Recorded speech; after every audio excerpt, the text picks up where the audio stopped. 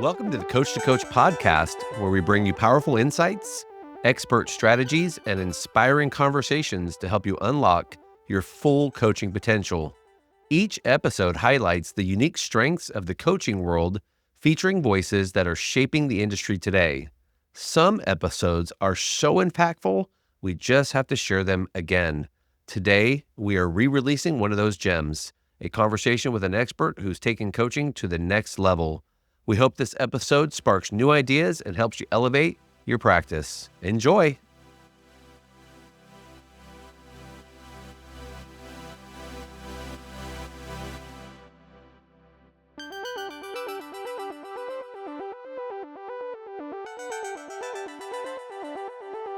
I'm Brandon Miller, and you are listening to Coach. This weekly series dives deep into the world of CliftonStrengths and how they impact your daily life. Hear from certified strengths coaches on the ins and outs, quirks, and characteristics of all 34 strengths and 4 domains and how they play out in real life. Let's get started.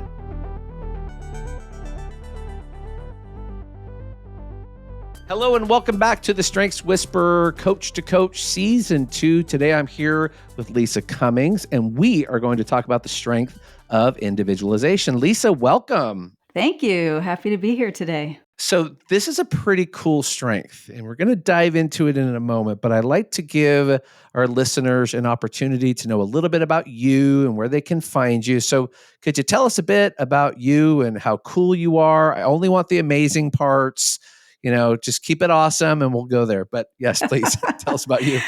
Well, I founded Lead Through Strengths back in 2015 to focus all on people's strengths, what makes them unique, which really ties into individualization so well. No wonder I started a company like this, because if I can help people figure out their differentiators, they can make those their differences. They can make those their differentiators. So we do a lot of team events, mostly team offsites, team cohesiveness sessions, team retreats, and they're nearly all focused through a lens of strengths. Awesome. And you are on LinkedIn. So if people want to find you, they can connect with you there. Yes, and it's under my name, Lisa Cummings. You do the linkedin.com/in/Lisa Cummings, and there I will be. Very good. Okay, you started us down the path. Individualization. So in all my years working with strengths, this is one that sometimes takes a little more time to bring some clarity and some understanding. And so please give us, how you understand it. You could speak from your own experience with it. You could speak as though you were teaching a room. Take us down the path of individualization. I'm glad you brought up that notion that it can take a little bit more time. And I think when it does, for a lot of people, their first introduction to the word individualization, they're reading it, and because it's kind of a made-up word, it sounds like it's all about me. I want to individualize it about me. To a lot of people, they receive it that way until they read the definition and really get into it and understand it's all about being inquisitive and interested in you and in everyone else. It's what makes me love people. It's what makes me curious about them. It's what allows me to, if I meet a stranger, I think it makes me approachable to strangers, because they can tell if they talk to me in line and they've never met me before that I don't have the leave me alone face on. I'm open to what makes each person interesting. And I think that's a really big one. It's a high customizer when it comes to work. It's how it shows up on me. I love customizing. I like making a conversation or an email palatable to every person who's reading it. What would make it work for them specifically. So I find people who lead through individualization to usually be, they like people. They are curious about other people. They build rapport quickly because it makes them, to the other person, it could even make them a little chameleon, with the ability to be a little chameleon, but not in an inauthentic way, just that we go down the path that works for you. So that's the thing. You and I could connect on something, and then I meet someone else and we connect on something absolutely different. And they would see me as a different person, but it's just because that's the part that we brought out because it related to you. So there's a little tour of individualization. Oh my, the last piece there I want to camp for a minute because that is one of the most interesting aspects of this strength is that chameleon characteristics. And I've asked groups of people, I said, you might know you're an individualizer when you pick up the accent of people you're talking to without thinking you're going to do it, or you naturally start to pick up their mannerisms and you start to mirror back to them their behaviors, and you're not thinking to do it, you're respecting the differences between you and them, and you're bridge building when you do it. And so I happen to travel internationally, and in some countries, they don't greet with head forward back, they greet with head side to side. And I've actually found myself in other places going, hello, and I'm greeting head side to side. And to them, it's, oh my gosh, he's doing what we do. What is this? You know, I look very different from them. I'm from a very far place. And so this strength has this instinct almost. It's an instinct that starts to do that. I wonder if you could talk a little bit about that part you brought up. Your story was resonating. I was thinking about in trips to India in the past where I don't know I'm doing what you just said about the head, but then once I'm back home, I'm still doing it, but it's not felt until I get home. I don't know I'm doing it when I'm there, but it's when I come back that I realize, oh, I've picked that up just because it's who I've been around. And I don't think I pick up things that I don't like. I don't think I pick up things that don't feel like me, but there's just something natural about being really efficient at finding the connection point. And whether that's some of the subconscious mirror neuron stuff going on that you're describing, or more consciously finding the things that we both like to talk about or want to talk about, or finding a point of interest. And maybe it overlaps with my positivity in the arena that, like, if I know there's going to be an area of discord or disagreement, I'm fine if we disagree, but I also will first always be looking for the connection points. And I think that's something that individualization gets to really fast. It's an efficient way to build rapport because you can easily find connection points with anyone. I love that you brought up mirrored neurons because it's the technical term that I don't get to. And well, funny coincidence. As of the recording of this podcast, I'm a week away from traveling to India. So I appreciate that you caught so quickly. The side to side is an entire subcontinent, and it is a way of greeting, in a way of showing respect. I'm listening to you when I'm moving my head. And I think that perception, right? I'm perceiving it. And the part that you said, you come home and you don't realize it's still happening. I'm still doing this. So anytime I travel down to Texas or Georgia or Alabama, anywhere in the South, I'm going to come home and my kids are going to go, when did you start saying y'all? When did you start sounding like that, Dad? And I will say, I don't realize I'm doing that. It's part of just what I've adopted to build connection points. So can you nerd us out a little bit on mirrored neurons, just how it might connect as they did the research on this strength? Well, this is my personal take on how it happens. I mean, there's a subconscious part of it, right? There's the subconscious part of what happens with mirroring when you don't know. And my husband will bust me on this and say, "You're lipping me," because I'm like mirroring back with my mouth. I must look real creepy. So there's another side to it as well. But I think individualization is very tuned into the other person. And if you're tuned into the other person and they have a certain stance or posture or energy, that feels really natural to match. This isn't something you consciously do. I mean, that is a deal with mirror neurons. I mean, some people try to game that and say, I've heard people in technique saying, if you'd like to connect with someone else, if they've crossed their legs, you should cross their legs. If they smile, you smile. If they are open and like postures, and they use it like it's a technique. If you lead through individualization, it's not going to be a technique. It's just going to be what your body does. It's going to be how you are. So I very much am like that with matching the energy of the person. I think it's like that. So, for example, if I sit down on a plane and I'm getting ready to go deliver a speech, and I might be kind of like amped up, getting ready for a big event, but I sit down and I feel a person's heaviness. There's a little intuitiveness there that is like, oh, take a deep breath. This person's in a different state. So I can kind of match that and not be a stressor to them. Or if somebody feels hyped, I can't I'm remembering a plane trip with our friend Tyann, and this guy sat next to us with, I just called them party pants. He had like pants with a crazy print all over them. And I'm like, this guy's energy is talk to me. It was very big and bold. And so that just came out, the big bold side. Like, tell me about those pants, man. Versus the somber lady who you sit next to. It's just, you just smile and move on, and it happens naturally. If you lead through individualization, you can feel a person's energy, you can match a person's energy, and it just happens. I love it. Thank you, Lisa. Lisa Cummings, you can find her on LinkedIn or leadthroughstrengths.com. Team events of all sorts and kinds.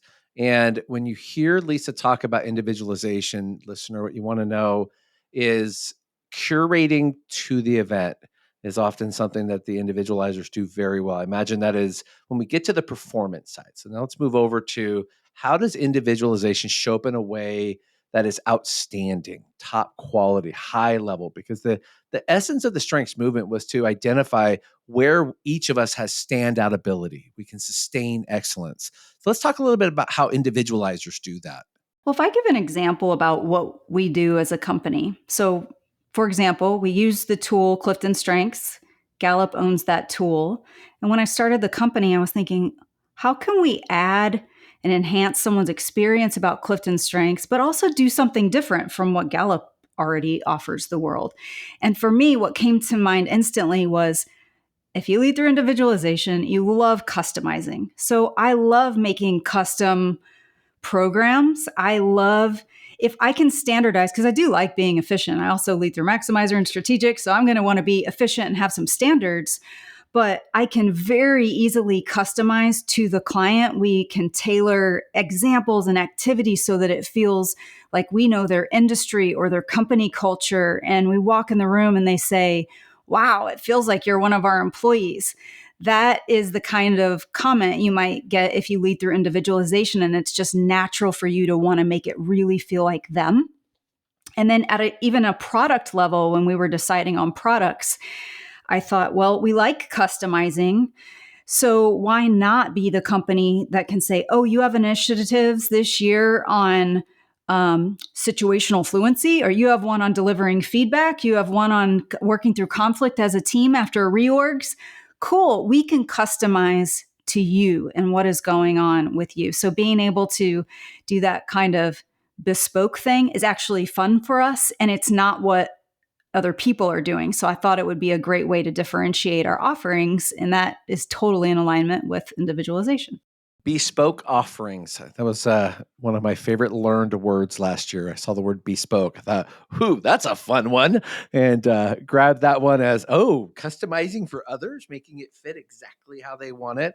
I love that you said the word, though, the wow impact, like when they can go, whoa, how did you know us so well? And that gift, that strength of individualization. And one of the cool parts when I used to talk about this regularly was that gift of learning how other people work together, how finding that out. And I used to refer to this as the casting director strength. This is the strength that if you had to find out who fits best on which team to get the best outcome, this is your ticket. Find an individualizer, let them help you select. And I'm curious how you've seen that version of it come through. Oh, yeah. So, as a manager, it happens to be very handy because if you're assigning work, you can say, "Oh, I thought you would love this project because it really calls to your input in this way, or it really calls out to your communication theme because of this." I can hand over a project and give an explanation about why I think it's perfect for that person, and then it might make a connection for them so they can turn their strengths on and they never would have even noticed otherwise. It can help me care about those kind of things so that I'm asking the questions up front.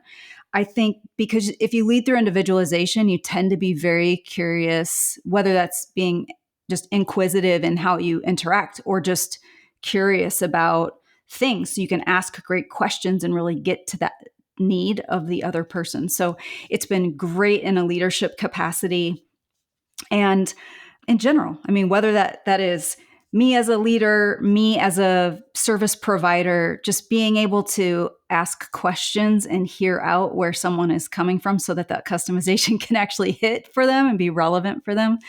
It's definitely a handy talent. When we think about individualization, there's an undercover piece to it I want to talk through today.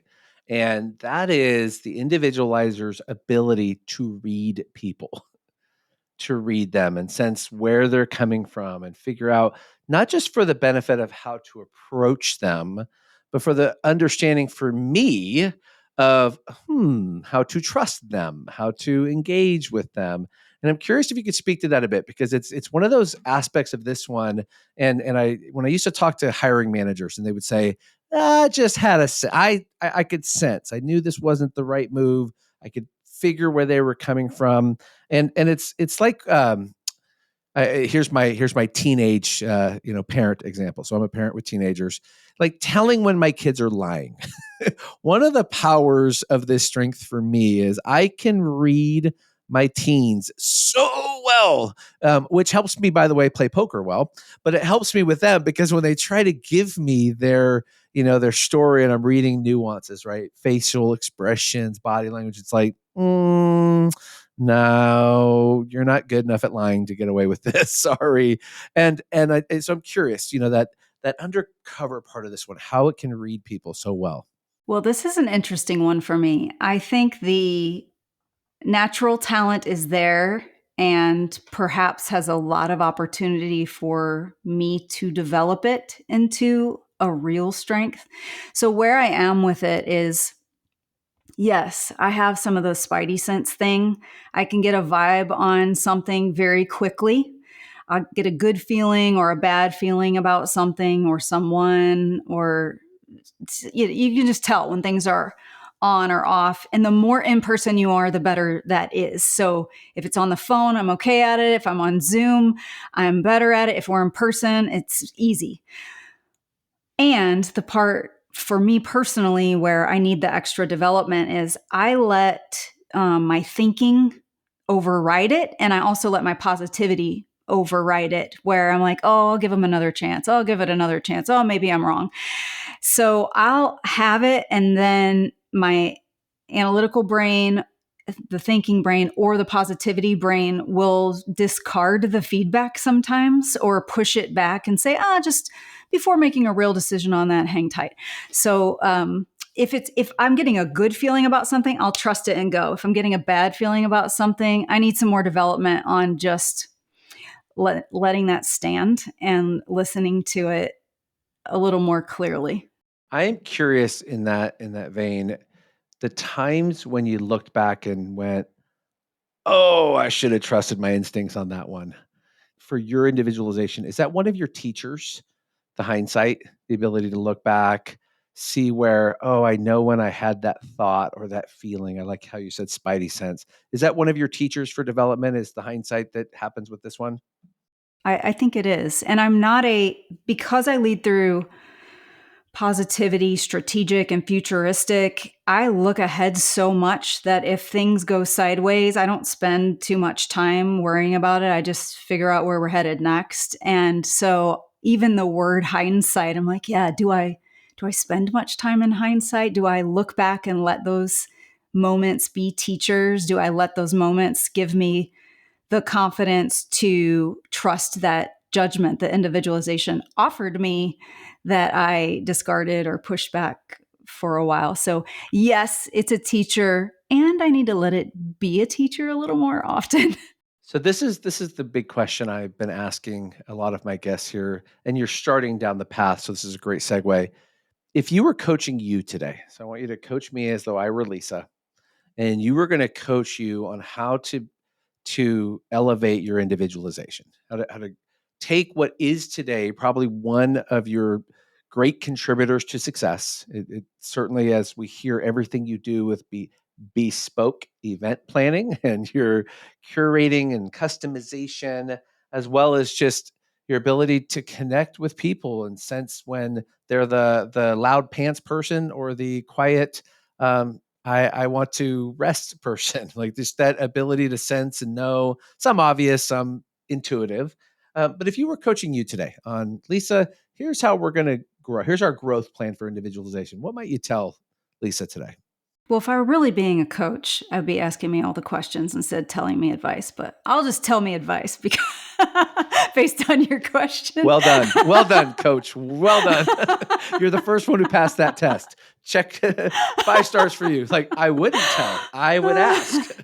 But since I know me and what I need, one of the things that I would encourage me to do is amplify the peopling. So, what I mean by that is working from home for the last 15 years, living in rural environments, sometimes living on the road. There is actually a lot of solitude. And even though you might get a hustle bustle in the vibe of people out in an airport now and then, there is a lot of kind of solitude time. And if you lead through individualization and some of the other strengths that I lead through, the people part is actually fun. And I know there are a lot of people in the world who are like, too much peopling, too many people, I don't like people. And I love people. I love being around people. And I have to make quite a concerted effort to get myself in those environments based on where I live and then what's going on in the day-to-day of business. So if I were coaching me, I think I would ask myself what kind of practices I could build in that get me out in front of real humans more often. And that could be any variety, whether that's prospective or peers or business oriented or even just soul filling personal stuff. I think the people part would be something on that plan. If you're listening today and you share this strength with Lisa, or you know people who do, has some great takeaways for you with how to develop this, how to grow this. And if you're curious to learn more from Lisa, again, Lisa Cummings on LinkedIn, you can find her there and send a connection request or send a message. Or if you want to know more about the team events, leadthroughstrengths.com. Lisa, thank you so much for joining us today.